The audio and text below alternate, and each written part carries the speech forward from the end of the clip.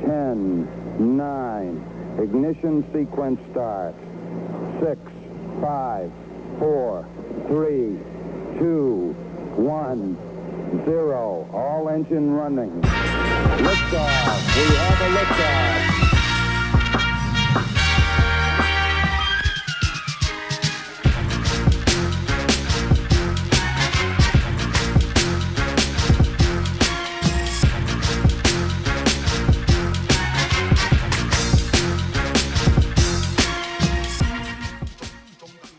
Welcome to another episode of Two Dudes in a Spaceship. The show where we talk about science and fiction and science fiction and occasionally conspiracies. So, as you can tell probably from my voice, I am currently getting over a cold that is not okay because I had like the flu right before Christmas. And I'm like, all right, cool. No more flu or cold or whatever the hell that was. Like, It's fine, like, because I like singing in the car, like, all the time, and then when you're sick, it's just like, yep. Those notes aren't there anymore. Have fun with that shit. And, no, I woke up, I thought I was just hungover. I woke up, this was New Year's Day, and I felt like shit, because we drank way too much alcohol. Or Logan drank way too much alcohol. Yeah, that's more like it. And, it was bad. I stayed right in the middle of I hit Austin's too drunk, but that's where I stopped. Like, I didn't hit that wall. You know what I'm talking about? I didn't cross the line into okay, now I'm vomiting. I stayed right there. It was just, it's just too much. Everybody was just in here, and I was like, oh look, there's a sink I can puke in. I still feel bad about that. It's okay. Okay. Well, you tried to move the dishes out of the way. I tried to aim. I tried to aim straight because you're like, aim for the drain. I was like, fucking got this, and I did. There was just so much.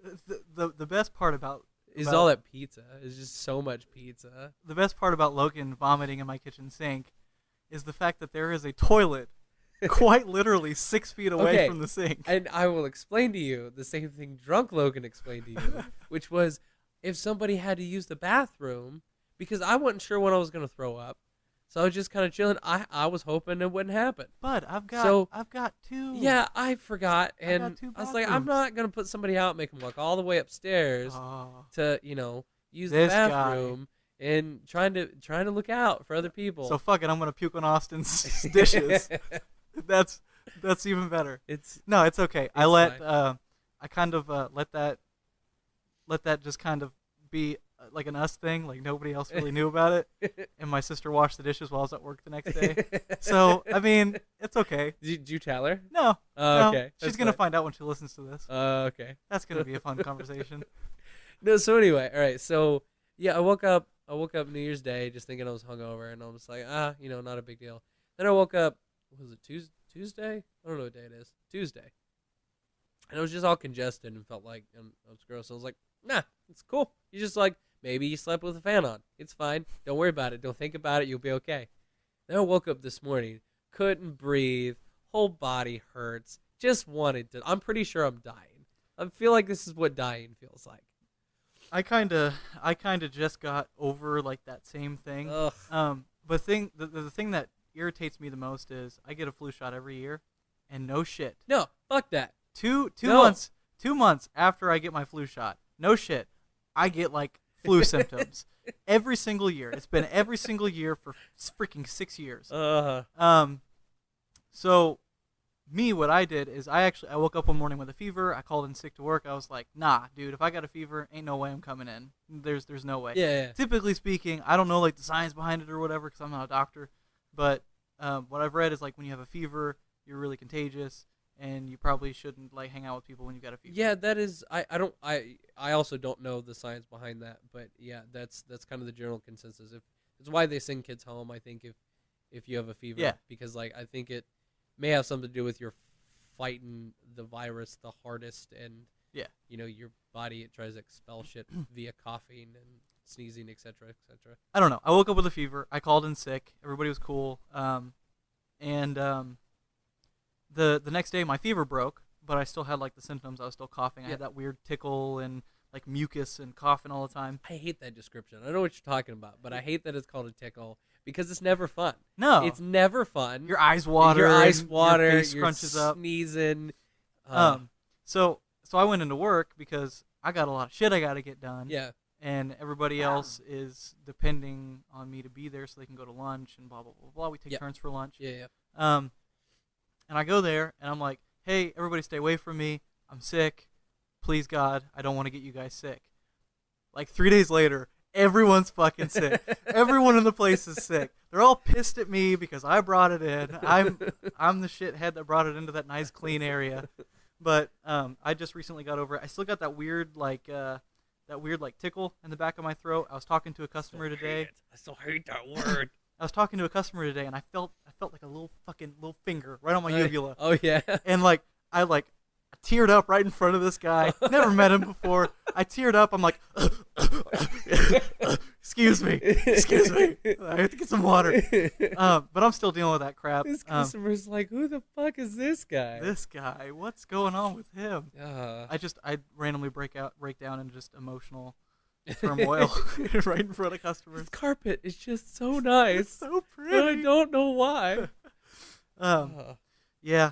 So being sick sucks. It's the worst. Yeah, I'm currently like, I gotta bring this up. So when I've just been bitching at work all day, just all day, because I don't get sick that often, primarily because when I was a kid I got sick a lot, and so the idea is like because I don't get sick often, I also get over illnesses quickly. Like a couple days, I'm good to go. Mm-hmm. This one's just been kicking my ass. I think a lot of it's because of the weather and stuff. But so it's just me bitching all day to all my coworkers, and both my friend Megan and a couple other people I mentioned this too. Get one of those neti pots. You ever seen a neti pot? You know what that is? No, no. There's another. I forget what the other one's called. It looks like a little tiny teapot, right? Okay. And it's got this little rubber like gasket on the end of like where you would pour it out, right? And shit you not, this is how you do it. And I remember the first time I saw, like, I walked in on my mom using one, mm-hmm. and it was the weirdest experience of my life because I had no idea how to process what I saw. What you do is it flushes your sinus cavity. Is that the shit you put on your nose and like? Well, that's the other one, the squeezy bottle. I saw. Okay. Okay. I took said girl from last episode. I took her on a date to a restaurant. Yeah. It was Scotty's Brew House is where I took her. Yeah. And there was a thing on the TV, and it was like this teapot looking Yeah. thing. Yeah. And like you put that bitch on your nose. Like I looked at her. We were making fun of infomercials. Is what we were doing. And that thing came on, and I was like, "What in God's green earth is that contraption?" That is, I think, the newest version of it. And I'm not sure where it originated. I'm sure, like most infomercials, it's Swedish engineering. Ooh. The Swedes do some crazy shit. But no, it's like a saline solution. It's no different than, it's a medical, you flush stuff with saline because science, I guess. Science. But no, you put one side in your nostril, you tilt your head to the side, and then it literally runs all the way through your nasal cavity and out the other side. Well, the saline solution actually breaks up the mucus in there, and it helps get rid of the congestion without having to, use drugs or medicine for it.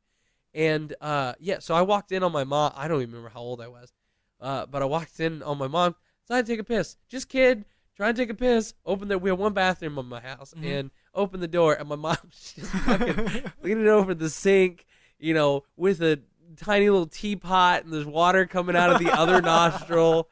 Scarred for life. So everybody at work brought this up, and I was like, nope, I don't want any part of it. I want to do it. I'm not doing it. No, it freaks me out. You already had this negative idea. Yeah, and I was just I want to do it. So then I called my mom, because my mom's been using it for years, because she's always had sinus problems. Your mom is precious, by the way. That's right. You met her that one time. She's pretty cool. She's precious.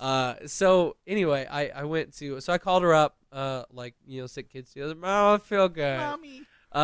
And so I called her on the way home from work. I was like, do you recommend any, Mucinex? Is there anything you use? Because I know you deal with this all the time.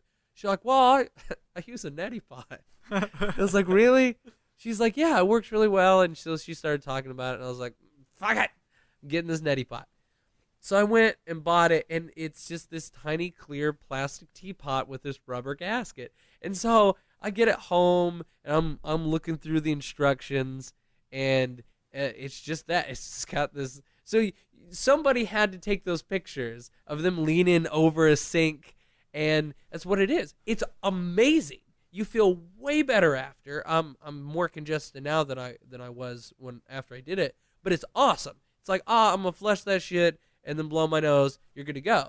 It's like, all right, I could be on top of this, but just in case I almost drown, I bought like 2 bottles of Mucinex. We're just gonna cover all the bases. Yeah. So that's what I've been dealing with, and I go straight to CVS and I buy your run-of-the-mill Dayquil, NyQuil, Mucinex. I was telling my buddy Charlie, I was like, I'm about to go to CVS and ask him what is the legal limit for the amount of pseudoephedrine that you can sell me to not think I'm making meth. Just you come in there, your face is a mess. Give me a crate. Can I get a crate of Sudafed? Let me get a whole crate of Sudafed. No, the best thing is to make it look like you're getting ready to cook some meth. That's the best thing. Cop pulls you over. You got all this Sudafed in the back. What are you doing with all that? I don't feel good. My nose is not where it should be. I feel gross. Have you ever done stupid crap like that in a grocery store where you get an array of things that make it look like you're going to do something terrible? Like go into Walmart and get rope and duct tape. And No, I've gone out of my way to get things to make it not look as weird. Because I used to work at Walmart like years and years ago. I'm sorry. Yeah, me too. And I skipped that stage of my life. and I was a cashier too. So as a cashier, you see some weird ass combinations of things coming in there. I once saw it was an old man and his wife had bought. It was something weird. It was like bacon. And then, I want to say a vegetable like an avocado, and then a home enema kit. Whoa. That is a drastic change of events. And, I'm not here to judge. You be you, old man. And, have a fun evening. And, crazy, just bacon, avocado, and enema. Okay. Okay. All in one night? We're going to make some guac, dip bacon in it, and then close out the night with an enema. But no, I've bought other things to either make it seem less weird of a combination of things or to make it seem less sad. Nah, dude.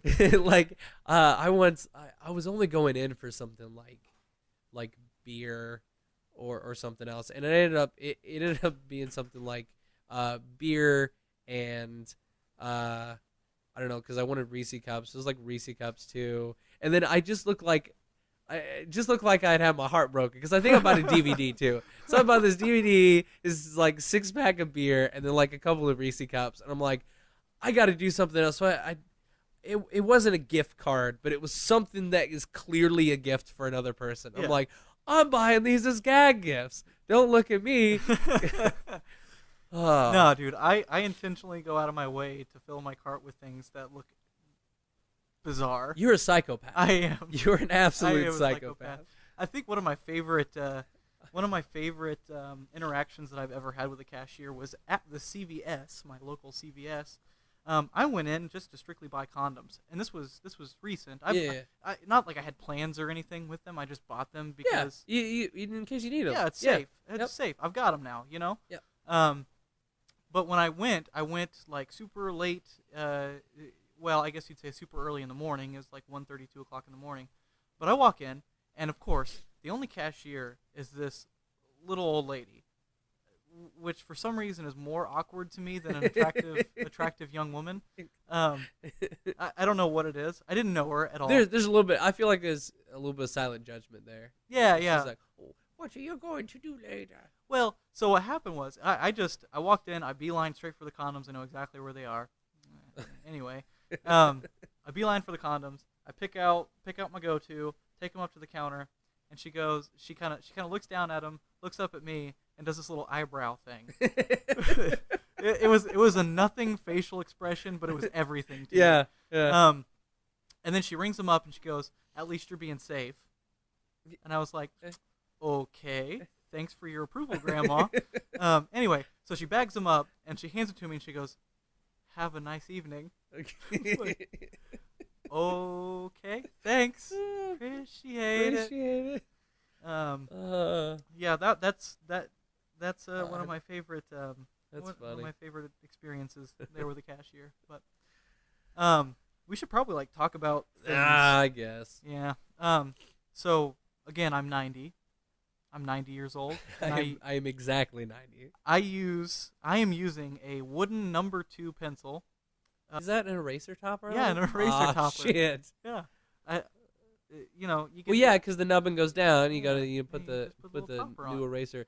I'm sure it started out as like the triangle shape, right? Yeah. Yeah. It's the only Yeah, kind I of know. eye. Yeah, with the Yeah. little, yeah. Okay. Yeah, little wedge. Yeah, little wedge. Little wedge looking. Little wedge looking thing. So on my physical notepad that I have here, because I will reiterate, I am 90 years old. We had mentioned in our very first ever episode that this episode we were going to bring up Star Wars, not just The Last Jedi, but Star Wars in general. Okay. And the rift that The Last Jedi created. Okay. So I have this work friend. I'm gonna hit this nasty vape, bro. I have this work friend who's like diehard Star Wars fan. This guy sounds awesome. Yeah, he's super dope. He went and saw the original in theaters, and so we started talking about it. Of course, he went to the opening premiere, not the one here, not the one in California, but he knows people that went to the one in California because he's that into the community. So he's seen it something like 4 times now, and we were talking about how in the Star Wars fandom and the people that get on the forums and stuff, it's just everybody complaining about how different the story is, and how you set up this big bad, you set up Snoke as this big bad, and then just kill him off. So spoilers.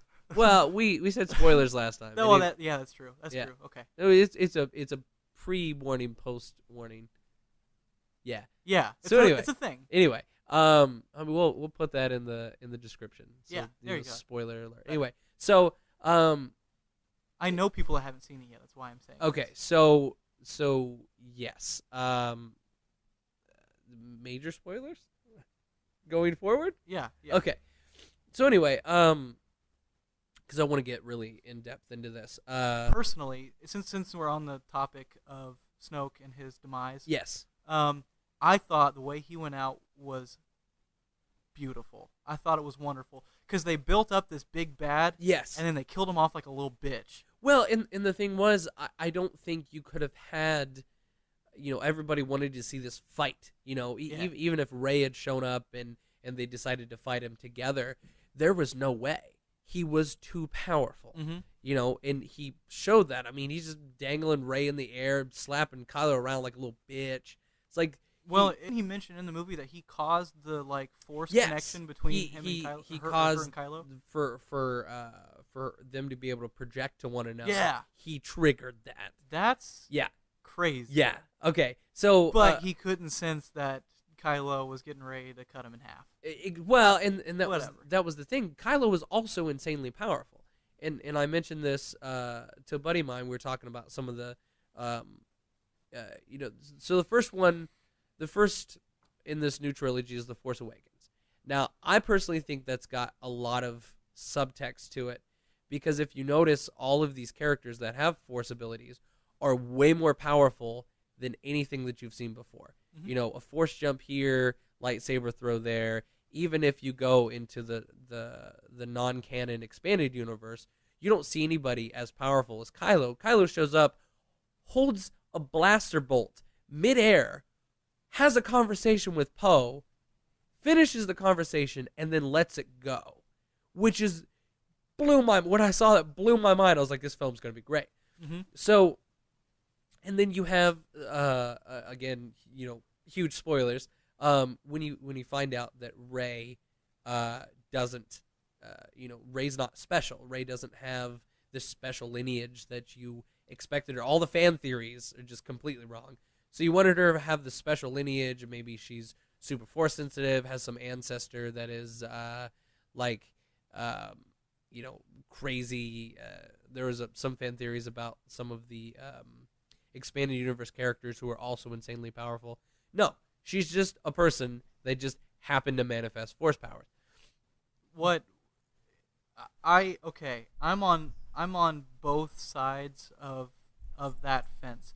So for me, I feel like if she's really nothing special, if that's really the case, yeah, cool. Yeah. How just this run of the mill, basically junkyard chick. Yeah, is. I think that's better. I think that's cool. Now, there's this part of me. There's this very large part of me that thinks it was just a ruse. That Kylo said that to try and weasel her into his side. See, I don't think so, and the only reason is if you look at when she goes into the well, the dark side well, on I forget the name of that planet now. She goes into that whole mirror thing. Mm-hmm. And if you which was dope, by the way. And if you use that, or if you look at it's essentially a callback to when Luke did it on Dagobah, and his Yoda's kind of like, you won't need your weapons in there. It's kind of, facing your ultimate fear, right? Luke's ultimate fear was that he would become Vader, So he cuts off Vader's head. It's got his face inside the helmet, whatever. I think Rey's biggest fear is, being alone. And so she is shown just her by herself, a reflection of herself. Just over and over and over. But that kind of triggers something in her that, she doesn't need anybody else. She's not, and I think it's important that, again, assuming that it isn't a ruse, and some, red herring that she has some weird crazy. I think it's better because, you have someone seemingly unimportant because one of the most important characters in the franchise. Mm-hmm. And I like that. I don't remember where we started with that before we went on that tangent. Because I think I was going somewhere with it. Doesn't matter. Moving on.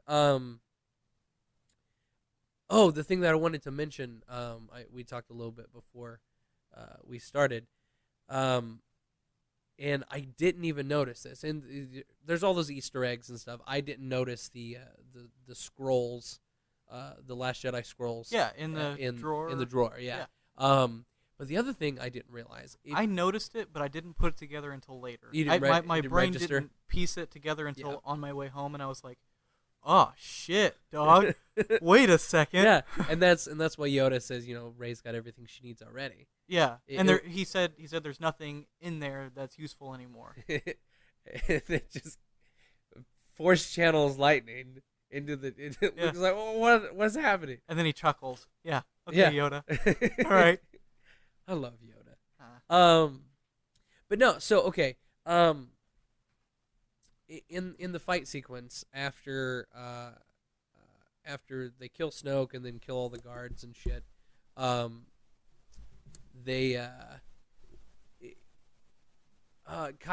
forget what the whole dialogue is because I've only actually gotten to see it once.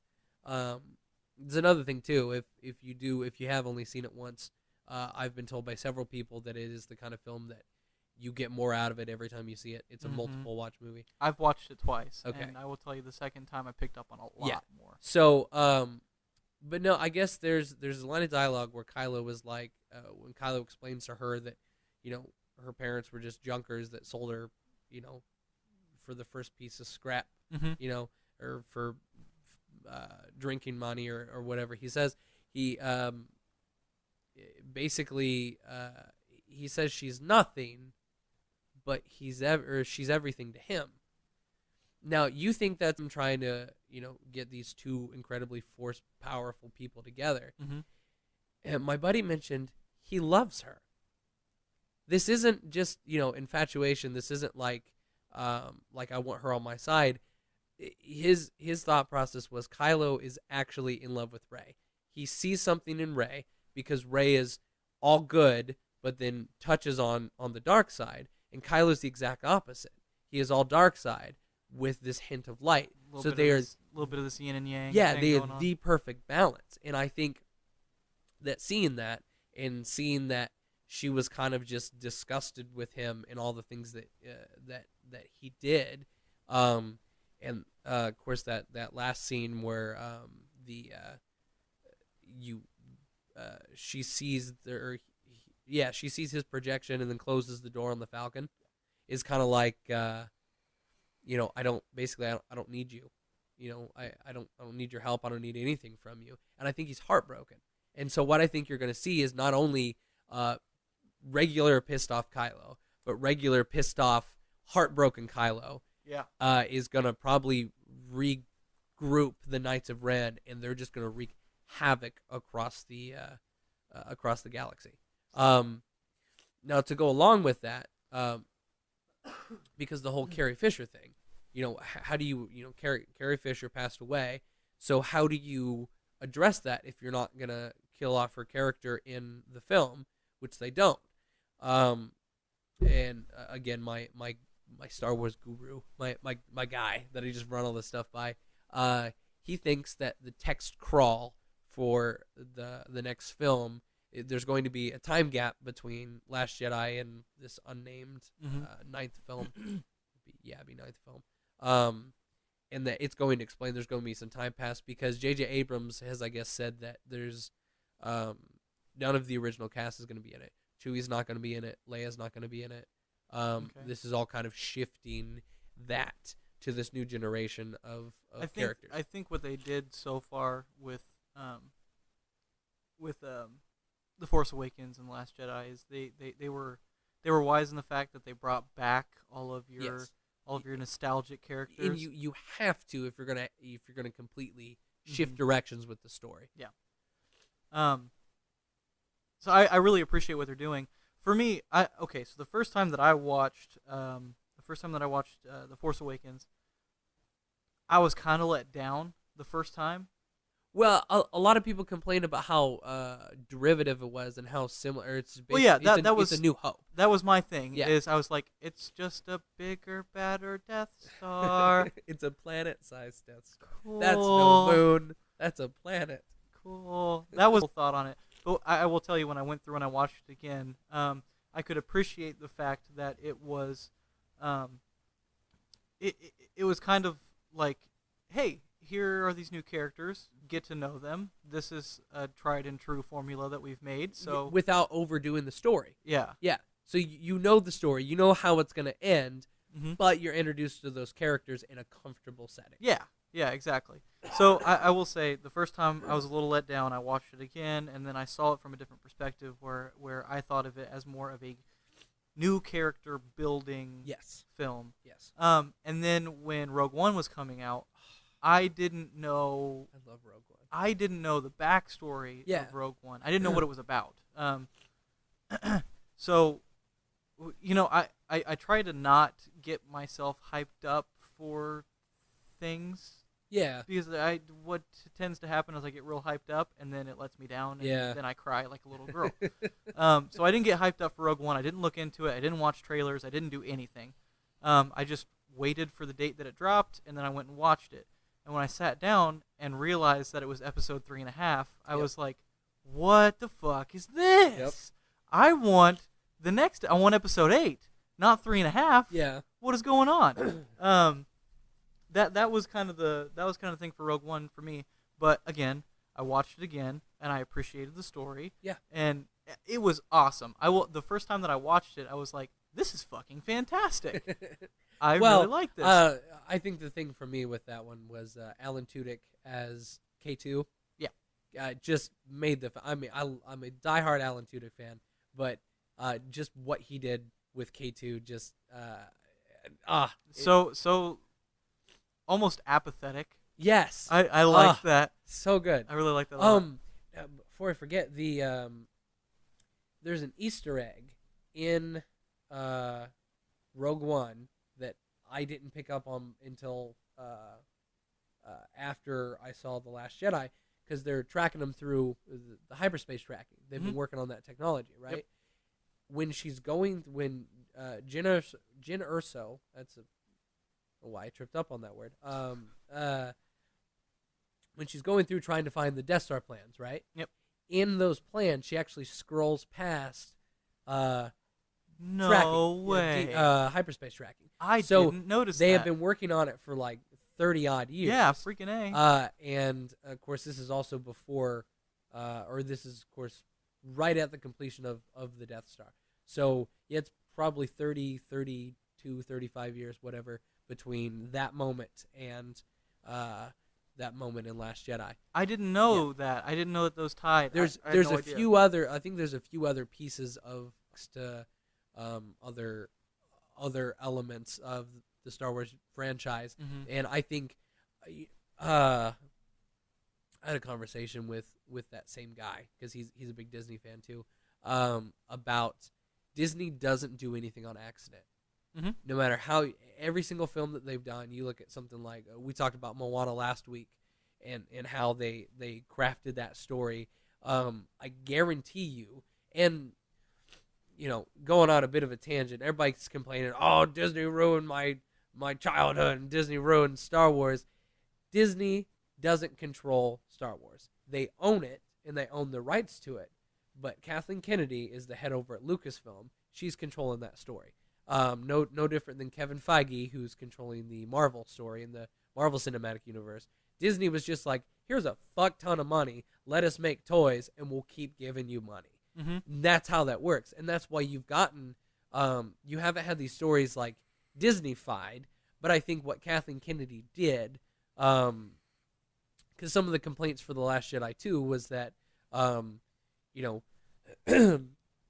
the original trilogy, Han Solo was the funny guy. He told most of the jokes. I mean, everybody else had one-liners. He was the comedic outlet. Yeah, he was comedic outlet. I mean, yeah, Chewie had some stuff, and R2 had some moments, but he was kind of the source of that. Now, The Last Jedi, it's spread out pretty far. I mean, Finn makes jokes. There's that whole Luke getting the milk from that alien. Yep. Stuff like that. And one of the complaints I heard from somebody else was that, it's too Disney-fied, and everybody's making jokes, and I honestly think Kathleen Kennedy looked at the success of Kevin Feige's Marvel Cinematic Universe, and the way, because if you look at the Marvel films are filled to the brim with one-liners. It's one-liners, and it works. And it works so well with that many characters. And I honestly think Kathleen Kennedy looked at that and was like, this works. They are making so much money. Let's kind of, because this is working, because the bottom line is money. Profit. So this is doing well. Let's do something like this. And, it doesn't have to be identical to it, but let's do something kind of similar to this. Yeah. But that's only the new trilogy. If you look at how dark Rogue One was. And then I also heard that they had to fire the original director for the new Han Solo movie, because he had started, it was, I forget it was two guys, I forget their names. They had started to turn it into a buddy comedy. And that was, Kathleen Kennedy did not want that. So they axed him. Yeah, they axed them, brought in Ron Howard. Ron Howard is now the director for the Han Solo movie. Okay. And so because I explained this to somebody else who was complaining about it being too Disney now, the new trilogy is for a new generation of children. Because I remember you and I were kids, as bad as they were and as many flaws as they had, our trilogy was the prequels. Yeah. So we had that, and looking back at it now, it was designed for children. Star Wars has always been kind of built for children. I think, yes, I agree with Yeah. you. I agree with you. I think that for us, the prequels were our thing. Yeah. For me, I think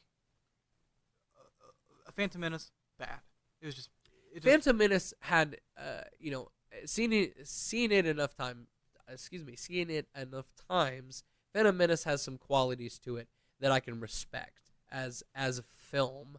Right. It's still not a lot of the problems, plenty of problems, but George Lucas wrote all the dialogue. The original trilogy, George penned the story, and then had other writers. Mm-hmm. That's why, George actually wrote and directed all these prequels, and I guess one of his excuses was that I'm not a dialogue guy, and that's why the dialogue in those prequels is just so atrocious. Did you know, Logan Taylor? Did you know that little fucking handheld recording device that you see? Oh, in the Phantom Menace.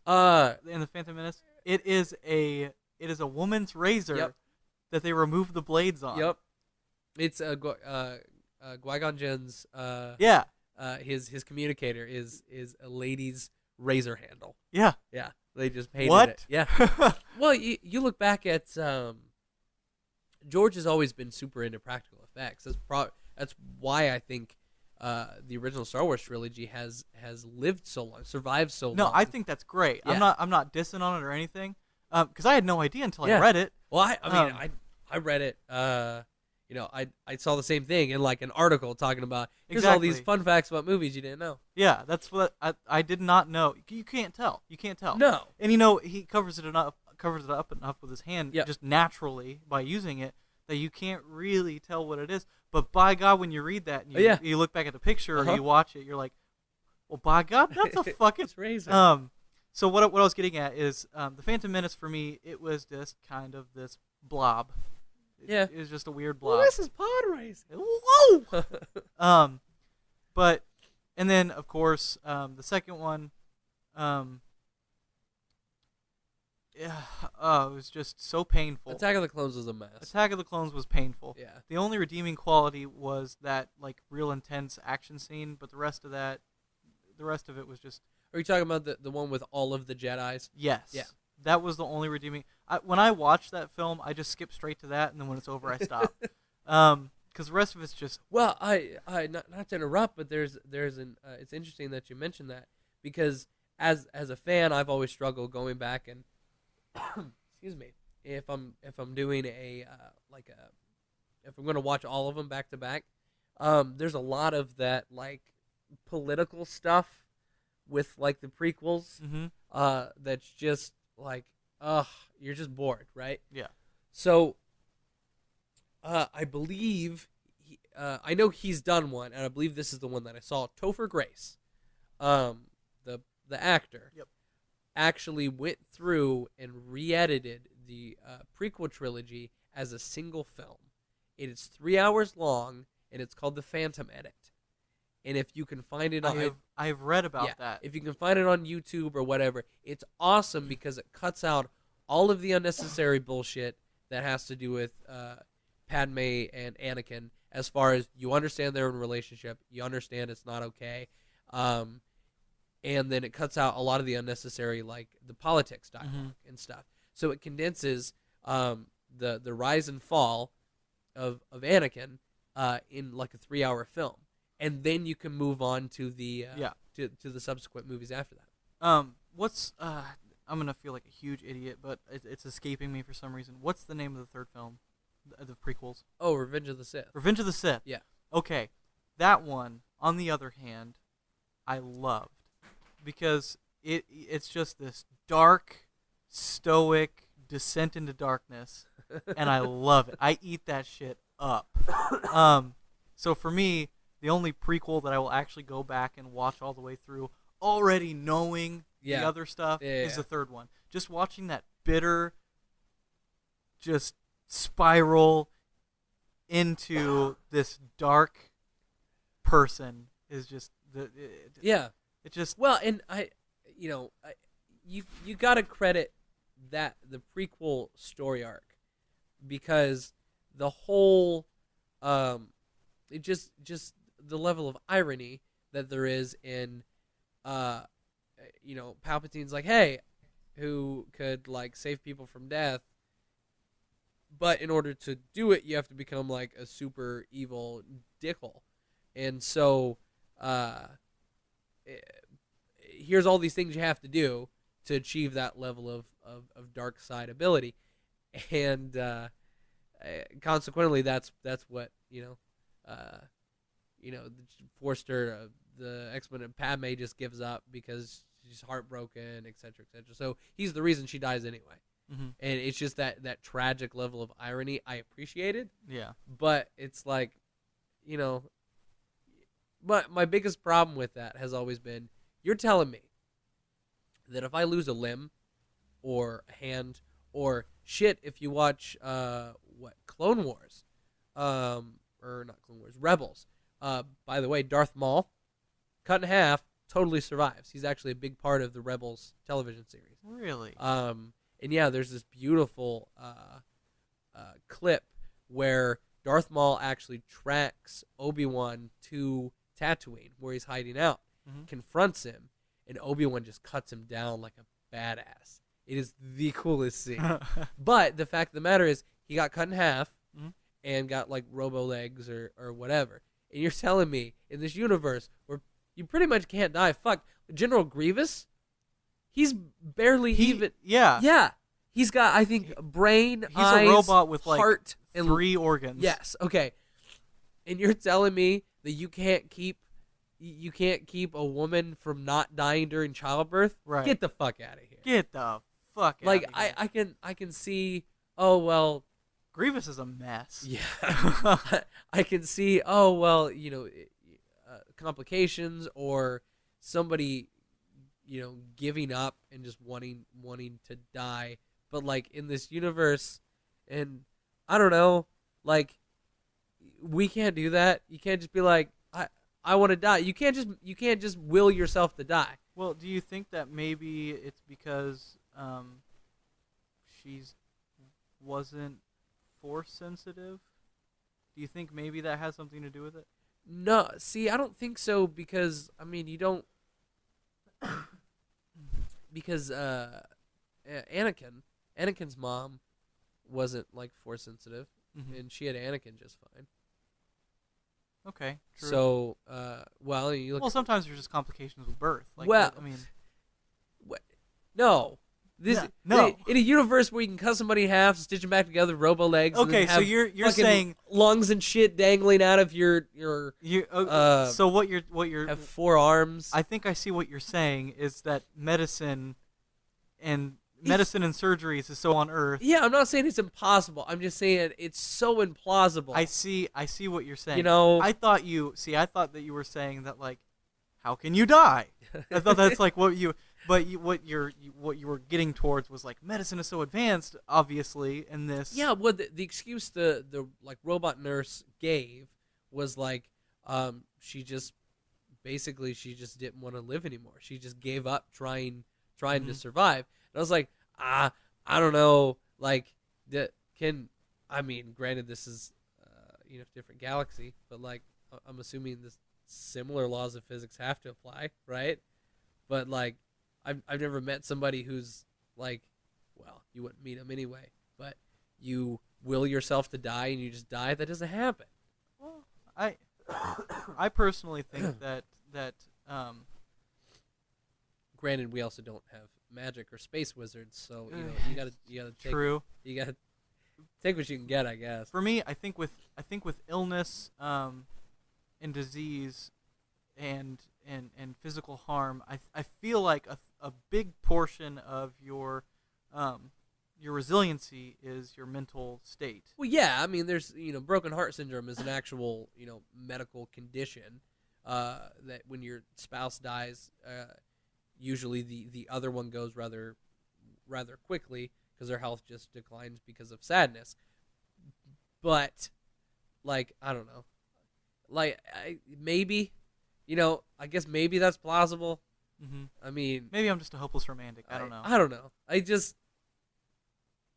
don't know. It doesn't matter. Point is, I thought that was always kind of frustrating because it's like, fuck, Anakin, Darth Vader doesn't have a whole lot of body parts left, and he survived for quite a while. He's still walking around. Matter of fact, it wasn't until Palpatine like electrocuted him, and the only thing that killed him was his breathing apparatus failed. Yeah. And the rest of his life support systems just failed. So, like, shit. You're like, shit. But yeah, no. On a film. Getting back to The Last Jedi. Yeah. On a film stance, totally excluding any sort of die-hard Star Wars fandom, I thought that it was a solid movie. Oh yeah. I really liked it. I liked all the editing techniques they did. Dude, that freaking light speed through that destroyer, holy shit. That was... It gave me so many feels, and I don't know why. So good. Just that... So Star Wars has kind of had that almost, like, goofy kind of, like, pew, pew, pew, pew, pew, pew, pew, pew, pew thing. And that one moment, shit got real. Yeah. For like 5 seconds. It felt like a fucking eternity. Well, and that was, that was the thing I enjoyed about that scene the most is the way they shot it. Then they cut all of the audio, because in real science there's no air and space, no so sound. You would not hear anything. Yes. So in that moment where it just jumps and you just see these derelict Star Destroyers floating into pieces, you're just like, I don't know. See, because I don't think there's any amount of music that John Williams could have scored that would have made that, better than the way they did that by cutting the audio. That was the perfect time for silence. Yes. It just let you sit there and kind of process. Yeah. And like I said, it's only for maybe 3.5, 4 seconds or so. Yeah. But it feels like 10 minutes of just staring at these destroyers in half and just utter silence. So personally for me, I mean, yeah, I see the holes, I see the gaps. Yeah. I see where people can be kind of pissy about it, but for me, I'm just gonna enjoy the fucking movie. That's exactly the point I was trying to make. If you, I guess there was a petition going around to remove it from the canon. Oh, yes, kiss my ass. Swear to God, there was a petition going around started to get quite a few signatures. Oh, remove it from the canon. Disney ruined Star Wars. Dude, get a life. Get a fucking girlfriend or something. Exactly. And from a non-Star Wars perspective, it's a pretty solid space film. Yeah. From a Star Wars perspective, I understand that, I mean, because of the drastic turns, but they're taking the story in a completely different direction. Mm-hmm. You want something new and original, you're going to get new and original, but we have to do that. You can't be all butthurt when it's new and original, but then also butthurt because it's too derivative. Exactly. You can't. Exactly. There's a fine line, and you're never going to please everyone. No. Somebody's going to be pissed. Yeah. Oh, crap. What was I going to say? Shit. Say things, because I need to remember. Okay. No, speaking of the divided fandom, I wanted to bring this up. Austin isn't a Doctor Who fan. I'm a diehard Doctor Who fan, and the Whovians, as we call ourselves. Oh, Jesus. That's legit. That's fine. Don't judge. That's cool. Don't you judge me. I disclaimer. Yes, I have attempted to watch it. Logan had brought it up to me about. I mean, you've got like a dude, like you're diehard. I'm a pretty big fan. So Logan had brought it up to me. I was like, you know what? I've never seen it. I'm gonna try it. Cool. I've seen the little memes online and stuff. So I hopped onto Netflix and I went to the very first like season, I guess. I don't know what to call it. Yeah, it was. He's talking about he went. For those of you who are aware or who are fans of Doctor Who, he started with series 1, which is Christopher Eccleston, which is the first Doctor after came back in like 2005. So continue. So I started there, and I got a handful of episodes in. I said before, Eccleston, especially now, because BBC didn't have the budget because it just come back. Yeah, it is rough. That first season is pretty rough. I didn't like it. I mean, I can give it another shot. Fuck, I got nothing else to do. Tell you what happened with me, how I got into it. I was like house sitting my grandmother for my grandmother. Oh, it's about to get weird. No, so she was in Florida, and I was working at a bakery, and I was coming home. I was just tired. I didn't want to drive all the way back to my house, so I shot her a text. I was like, hey, can I just crash on your couch and watch some TV? She's like, yeah, sure, I don't care. I'm not even there, so it don't matter. And then I caught the episode, I believe it's called the Silence of the Library. I think it's what the actual title of it is. And it's with David Tennant, and just it's the only episode I'd ever seen, and then there was a couple more reruns of other episodes after that. And I was intrigued. I wasn't into it yet, but I was intrigued. And then that was about the time that they had Matt Smith just took on the role of the 11th Doctor. So I actually started with Matt Smith. So I started and watched that all the way through. Then I went back and watched the 9th and 10th Doctor to kind of get more backstory into the Doctor.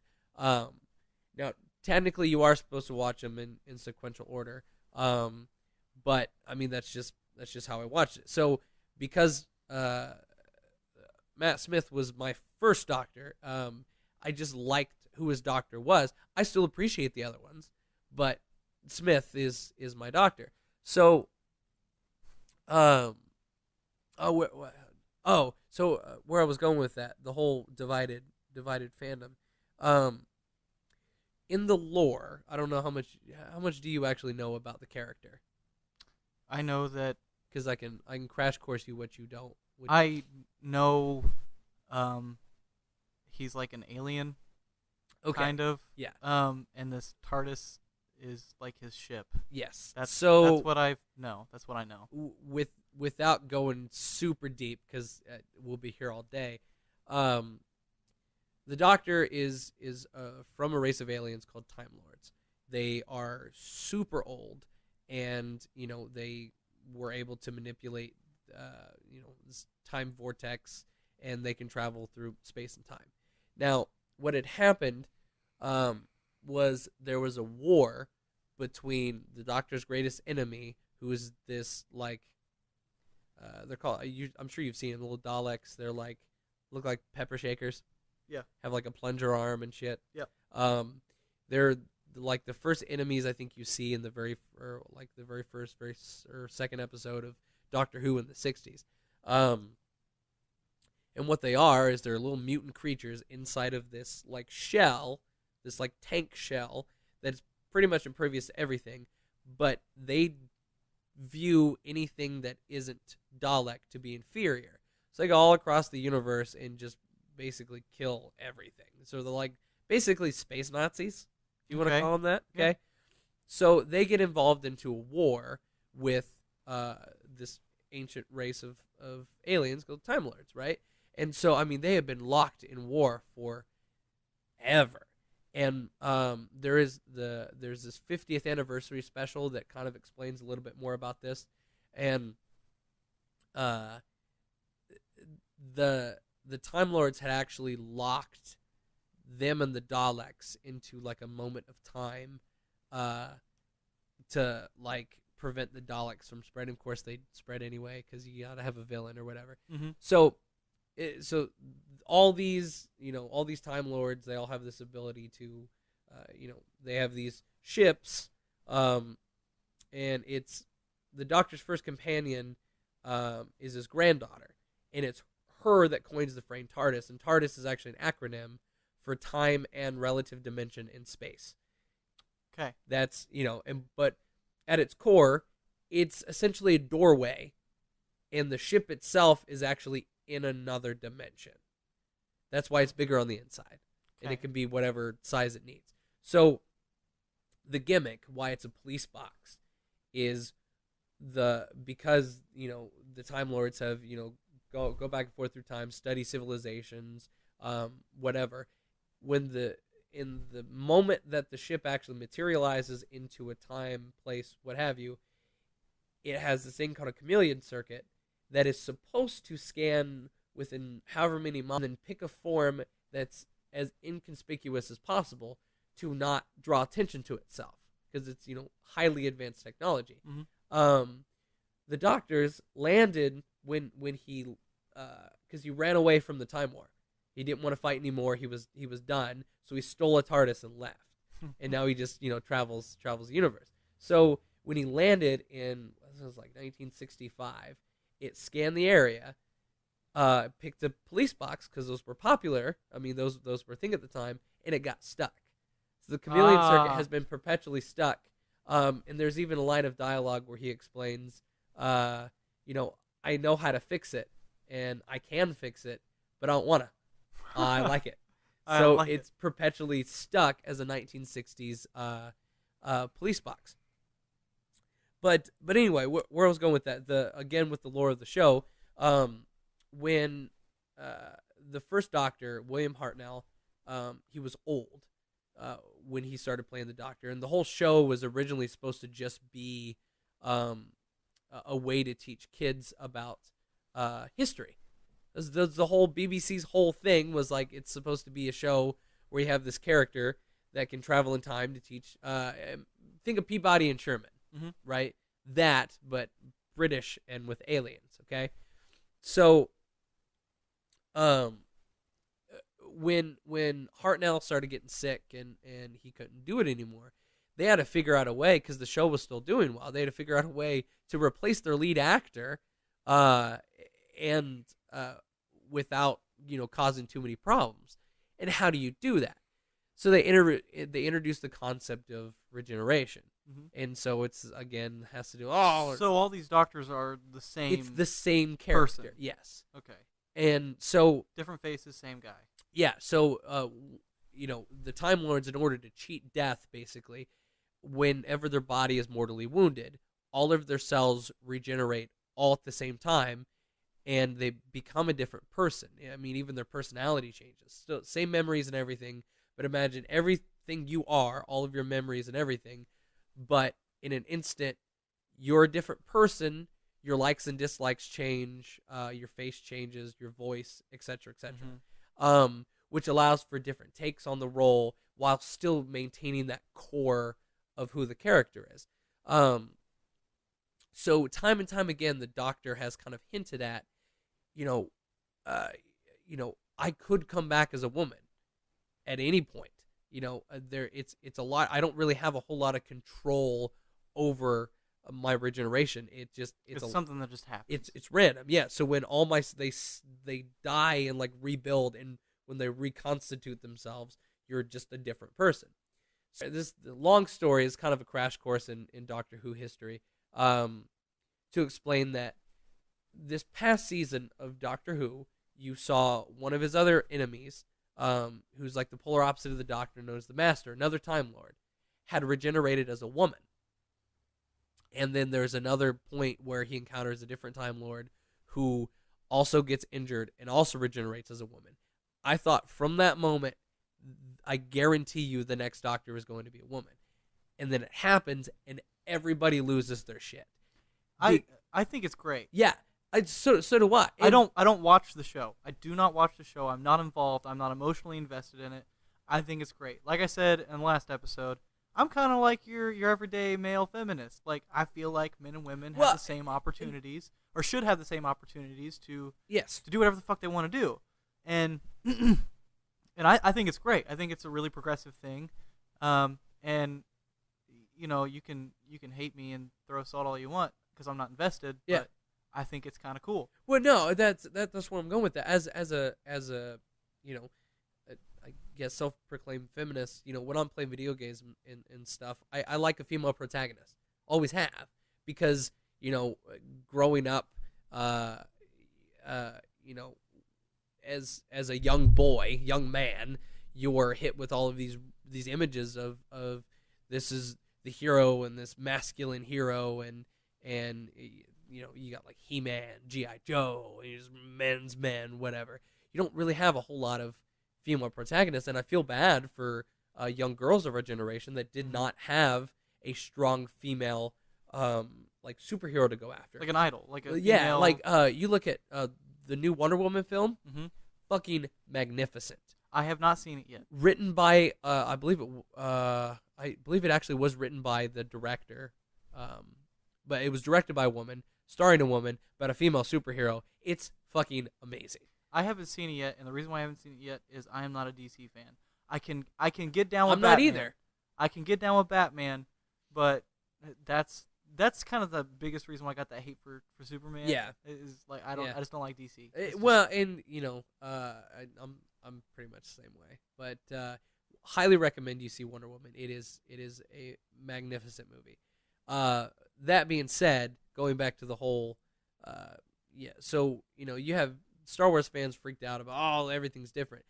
You have Doctor Who fans who are freaked out because everything's different in a show where the entire premise of the show is that the character changes all the fucking time. Everything is different all the time. The TARDIS itself, the interior of it, changes all of the time. You know, I think the longest running Doctor might have been like Tom Baker in the 80s, and that was like, I want to say 6 seasons, maybe. It may have been Tenet with six or 7. Point is, you know, after 3 or 4 seasons, you're probably going to get another one. Yeah.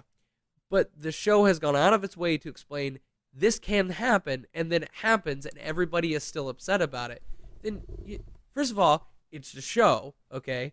And just enjoy the show. Yeah. If you're so detached from, like, well, I saw something with Jodie Whittaker's the new Doctor, and talking about if I don't remember where I was going with that thought, but basically, true fans understand who the character is and aren't going to be just swayed by something like this. You know, you have people who are throwing out conspiracy theories that they're trying to post this. They're trying to oversaturate with feminism because it's in the forefront right now. Yeah. I don't really care. Because the thing is, I like a female protagonist because, again, superhero films in general have been predominantly male. And and as a movie buff, I like to not see a damsel. It had its place, and I appreciate those stories, but it's super cool to see fucking Wonder Woman like deflecting bullets with like gauntlets and shit. Yeah. And using a lasso as a whip, and I'm like, I'm on board with this. This is super dope. I'm not gonna ruin anything for you, but there's some pretty dope ass scenes in that movie. I think I showed you one. You did show me one. I showed you the one with the tank. You did. So good. When I say that I'm, excuse me, when I say that I'm like a male feminist, I'm not like one of your crazy psycho feminists. I'm not like radicalized. Yeah. I just have this like I've always had this like idea that we're all human beings. Yep. So it doesn't fucking matter. Like well, that's yeah. Like anyway, people getting all butthurt about this woman becoming a doctor. Yeah, well, because whatever. Who cares? Well, the Doctor's always been a man. It's always been the excuse. Oh, boo. It's like, when there was the same kind of backlash when they cast Peter Capaldi. Peter Capaldi is Scottish, and historically, the Doctor has always been a British dude, all the time. So when they cast David Tennant as the Doctor, they forced him to use a British accent because of that, because they wanted the Doctor to stay British. Garbage. It is what it is. So then Capaldi, who is a seasoned actor, I mean, he's just a legend in his own right, comes in, and they decided, you know what, we're gonna let you use your natural accent, and so he does, and part of the fun of that show is whenever the Doctor regenerates, they comment on the new appearance. They have to deal with it because it's new to them as well. And he makes a lot of jokes about being Scottish, and it's very, I guess you could call it meta. It's pretty the show itself is pretty meta. Mm-hmm. But the the fact of the matter is, in a show that's incredibly progressive anyway, there's a character who's like a reptilian, if you want to, is the best way I know how to describe her, to where you would recognize. She's this like humanoid reptile, right? Okay. She lives in Victorian London, so in the 1800s London. Yep. With her wife. Okay. Who is human, and they help the Doctor, and then they have this butler who's part of this race of like, I don't even have time to explain this weird potato-looking motherfucker. He looks like a legit potato. But no, so you have a show that, you want to talk about progressive. Your show is a lesbian interspecies relationship with a pet potato. With a pet. That is the show in a nutshell. And people are still observing, the Doctor's a lady. I don't like lady doctors. It's like, just stop watching the show, then go home, stop watching the show, go ahead and do what other people have done with their Star Wars shit. Burn all your Star Wars memorabilia because it's ruined. I'm pretty sure Disney doesn't give a shit. Yeah, I don't understand that. I think it's great. Yeah, I think it's great from an outside perspective that, like I said, I don't watch the show from an outside perspective. I think it's cool. You're right. I got that little tickle. The little son of a bitch is back. Just this little finger coming up in the back of my throat and bobbling around my uvula. Like all of my worst horror fantasies come to life. Is a finger just reaching out. Reaching out of your. No, stop it. Get back in there. You know what mine is? Mine is that one day I'm gonna go in. I'm gonna go take a shit. I'm gonna sit on the toilet and something's gonna bite me in the ass. Have you seen Dreamcatcher? No. Dreamcatcher is based on a Stephen King book. Okay. And it has to do with aliens and shit. It's a bizarre movie. But there is the dude shits out like this slug monster thing. Yeah. And then dies. So then the other character comes in to check on the guy because he didn't know he was gonna die. And then there's this slug monster inside of there and tries to eat his face. It's you're not expecting any of this stuff. There's no build up. It's just it just happened. This is happening right now. Have fun with the rest of the ride. In nature, I created this fear organically. Okay. Of something in the toilet coming through the drain and just mowing down on my butt. And I was just flipping through the internet. There's a snake in my butt. Well, I'm kind of getting to that. I was flipping through the internet. I organically created this fear. I was flipping around the internet, going down those little weird rabbit trails that people tend to go down. And I ran into the story of a guy who, in Florida or something, someplace kind of almost tropical or exotic or whatever. For the story's sake, let's say he was in Florida. Homeboy goes in, sits on the shitter, and a snake bites him in the ass. Comes up through his drain and takes a hunk out of his ass, like a poisonous viper, just rips into his butt. And I was like, I'm not using toilets ever again. I'm never using another toilet. Never again. Oh God. That is a real life fear that I have, and I know it's completely ridiculous and it will never happen to me. Well, there was another thing that I read, for some reason, natural bodies of water, swimming in them freaks me the fuck out. I mean, like lakes and shit. Yeah, it really freaks me out. I'm cool with a pool. I'm cool with a hot tub. I'm cool with a public pool, as nasty as that shit is. But for some reason, like natural bodies. Is it because there's creatures in it? Creatures. Yeah. Okay. I was, I was watching like Monsters Inside Me or something. Oh god, see that's your problem. Homeboy, it was in like some weird off, just this weird country that I've never heard of before in my life. Homeboy is like in the water. Yeah. Skinny dipping. Yeah. Starts taking a piss, and this little like fish. I've heard about that story. Yeah. Little fish goes in his dick. Yeah. What? Yeah. What the? What? Yeah. What is this world? What is this world? There's so many. Okay, first off, let's touch on this because this is something I think is just baffling. Okay. Just bizarre to me. I hate to like rip you away from your No. You're fine. Doctor Who, but I was pretty much done anyway. It's just me bitching about. I don't understand why everybody's all. I don't get it. Upset about it. I don't get it. Anyway, continue. So I don't know the actual number because I am not. I don't even know what you fucking call these people.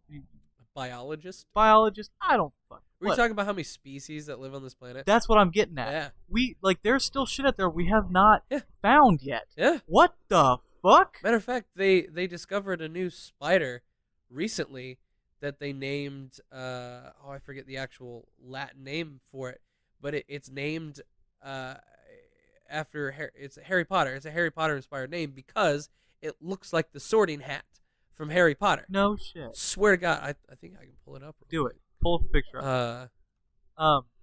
But it's just absolutely baffling to me that there are still creatures on our planet that we have not seen before, not discovered, or not, and we don't know what they do. There are plants out there that we're discovering shit all the time of like plants and minerals and rocks and creatures and all kinds of shit. It's just baffling to me that we've been here this long and like technology has gone this far and all this stuff, but there's still like these creatures. Well, in speaking to that, there's an island that's like completely cut off from the rest of the world. Completely cut off. Yeah. And that just seems fucking crazy. That actually reminds me of something Star Wars related. Yeah. Just a little fun fact. Because you were talking about islands kind of cut off. Okay. So, the porgs? Yep. Little cute little bastards. You know how they're everywhere? Yes. Do you know the reasoning behind that? Did I tell you this? You probably did, but okay. I don't recall. So, the porgs, these cute little like penguin looking bitches, okay? The island they filmed those scenes on is covered in puffins. These little penguin bird looking things, right? Actually, I forget what exactly a puffin. If I'm thinking of a puffin, right? They're just little. I want to say they're like penguins.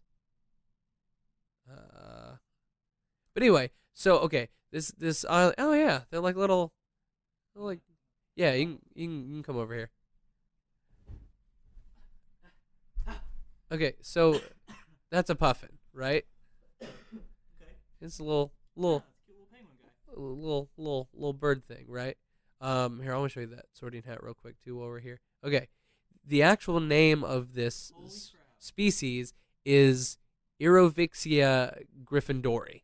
Okay, that's what it looks like. It's inspired by the Sorting Hat. Yeah. Okay. It's a sorting hat. So anyway, okay. Back to the whole puffin thing.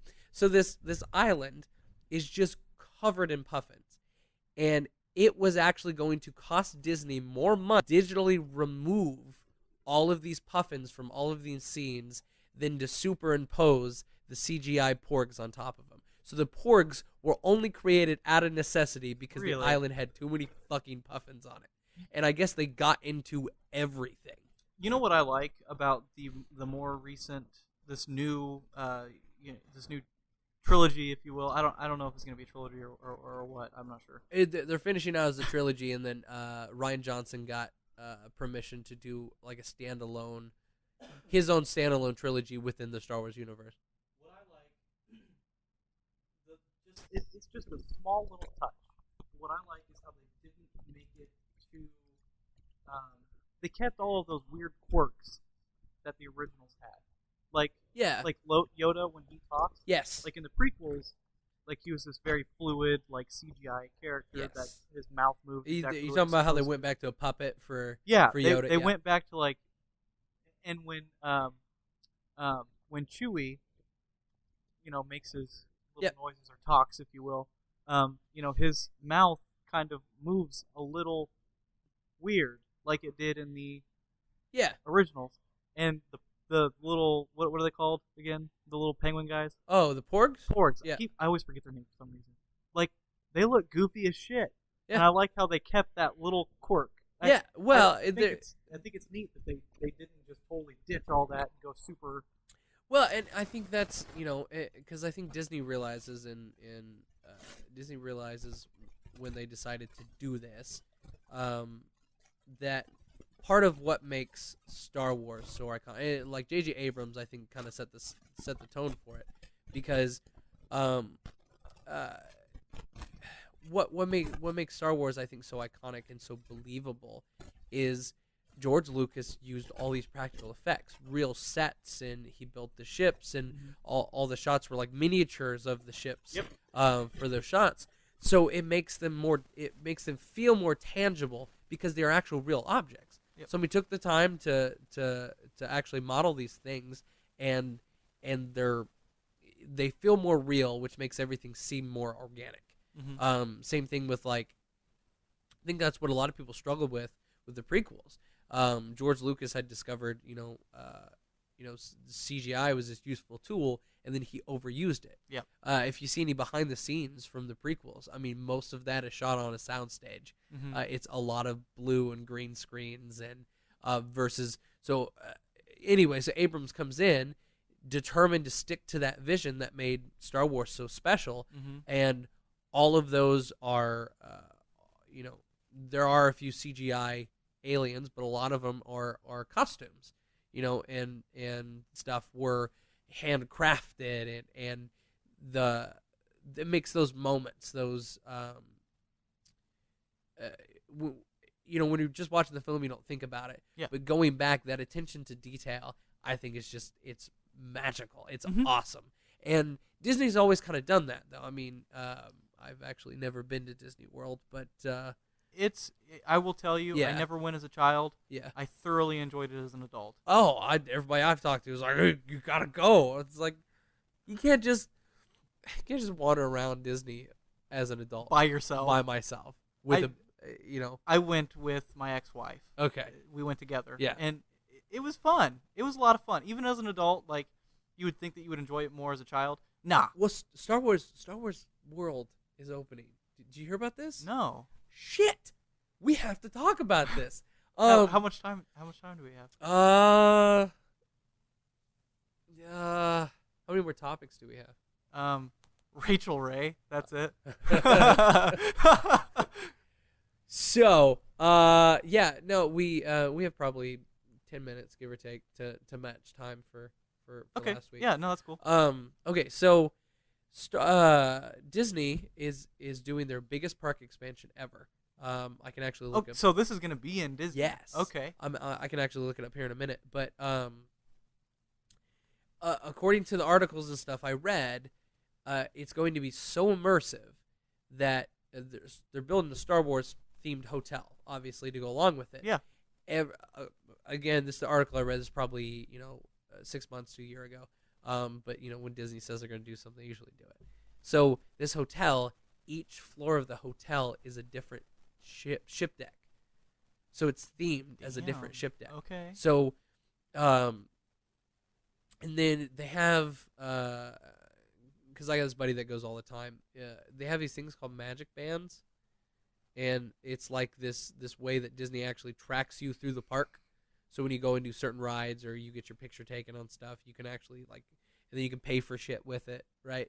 Okay. So you get these magic bands and they give you all this stuff. So according to that article, it said that they're going to, this was my buddy's theory as how they were going to incorporate it. The article said that basically you're going to feel like you're in the Star Wars universe, dude, including where you could be tracked by bounty hunters.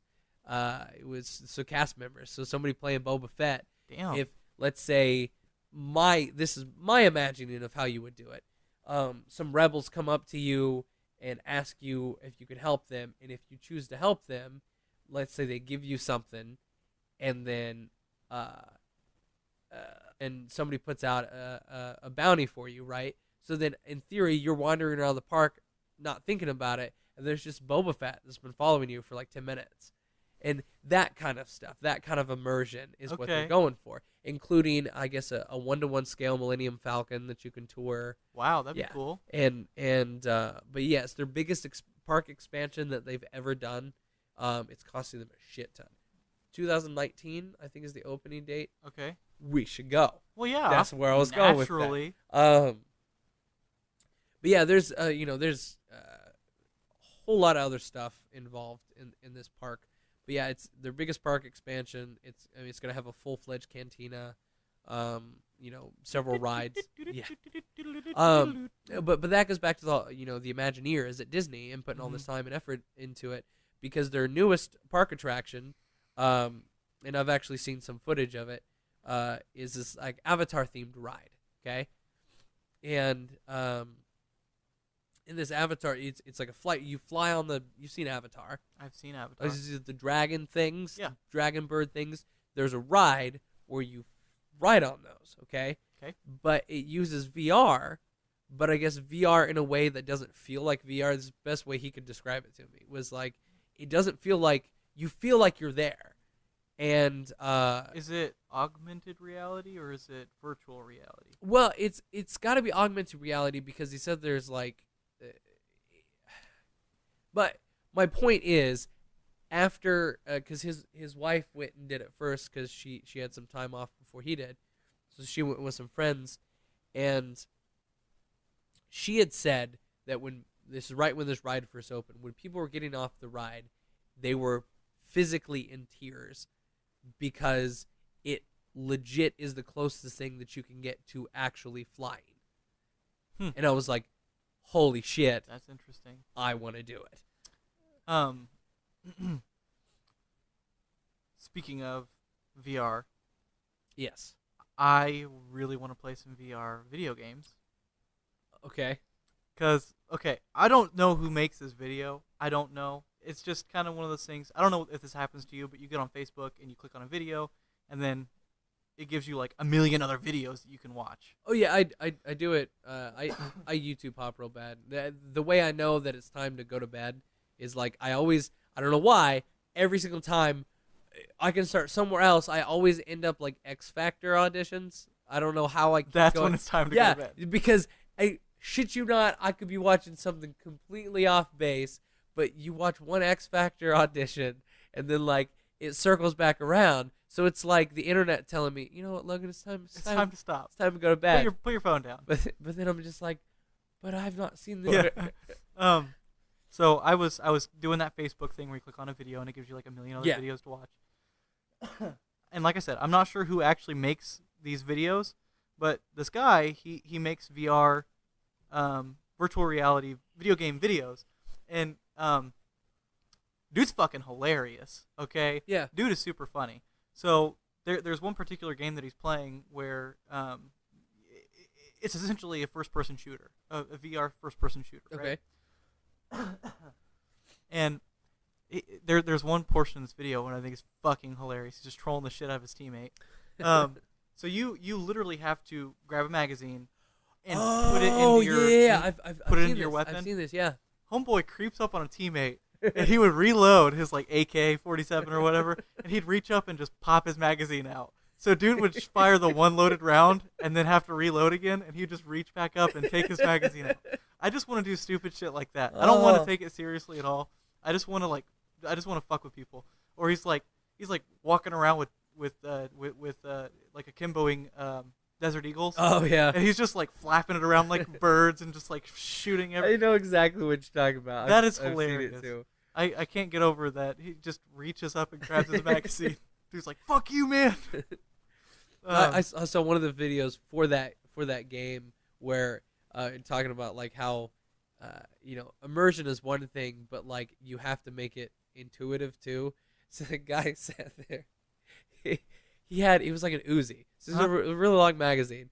So he's trying to put it in there, and every time he goes to put it in there, the magazine keeps bending. It won't go in. Yeah. And so he keeps doing it, and then he stops and does it super slow.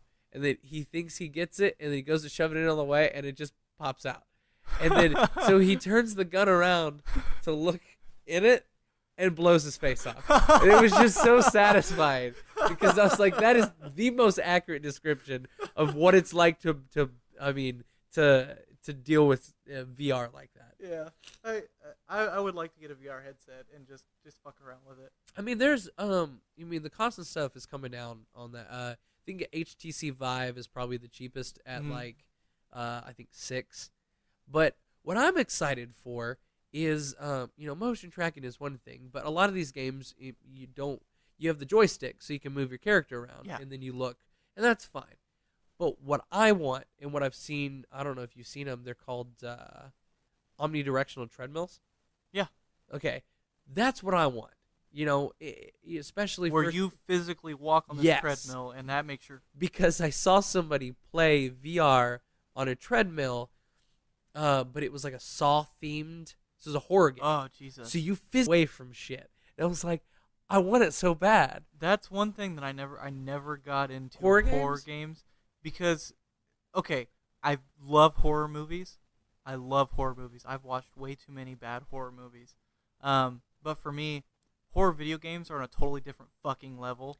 Well, it depends. See, for me, it depends on the game. Like, I enjoy a good jump scare. Oh, fuck that. No. But, like, once in a while. I don't want to play a game that's just, like 90% jump scares. But I like, I guess I'm into more suspense horror. Like, the new Alien game. Did you ever play that? Or see people play that? I have watched videos. The beauty of that game was it was all ambience. It was the mystery. You didn't see the monster, but it was always there, and it forced you to figure out different ways to do shit than you would normally run around, shoot everything, and you'll find a health pack. None of that shit. So it puts you. I like the games that are non-shooters. What do they call those? Survival horrors. Survival horrors are probably my favorite because you feel so helpless. Yeah. As your character, and there's a really good one you ever heard of Amnesia? Yeah. Okay. I was actually going to bring that up. Yeah. Those guys created one that's that takes place on the bottom of the ocean. Oh, shit. You're stranded inside of this it's like this underwater base basically. And it is the story at its core, you think the story is going to go one way, and then like midway through, it's all like, oh yeah, by the way, no, you thought you had it? Nah, it's totally different. And I don't even know how to describe it. It blew my mind. The actual story itself blew my mind, but that's one of the few times that I've been legit like super on edge, because at one point during the game, you're on the bottom of the seafloor, and you have to go from one base here to the other base here, and you're only guided by like these glow sticks, and you're being chased by this giant sea monster that you can't see because you're on the bottom of the ocean.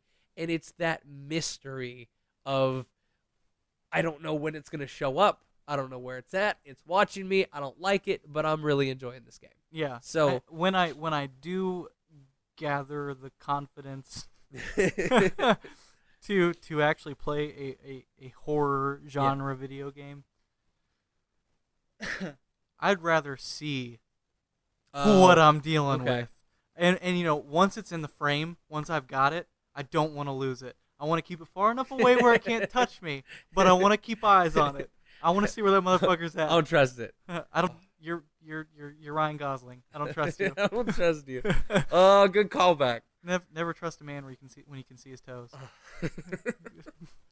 On that note, we're out of time. So, do we have any ideas for next week? Do you have anything specific? I need to sit down like to discuss and actually think about it, and we'll discuss it.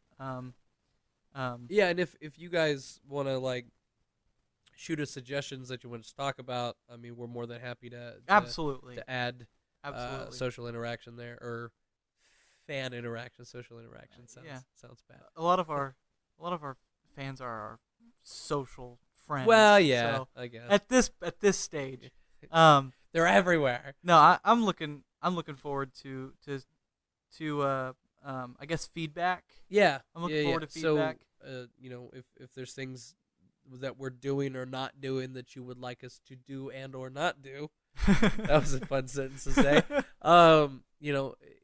We like constructive criticism. Absolutely. We're doing this for us, but we want you guys to have a say in it too. So yeah. So on that note, that'll be it for this week. We'll post some stuff on Facebook, and then expect we're gonna try to do this next Friday as well. Speaking of which, friends, it's 2 dudes and a spaceship. Yeah, I slur words. It's bad. And A-N-D. I've had a few friends that are like, I can't find you guys. It's in a spaceship, right? No, and. Well, you could put in with like 2 apostrophes. Guns and roses. Guns and roses. Yeah. Little apostrophes there. Like fine. Yeah, I'm just really bad at talking, guys. Thanks for making okay. me feel bad about that. Okay. Anyway, we're out. Yeah. We're out. So same time next week. I still don't know exactly what time I'm gonna start posting these, but I'm Logan Taylor. Austin Merrill. See you next time. Whoever is generating semi-musical noises on the bridge will please cease such activities immediately. I guess that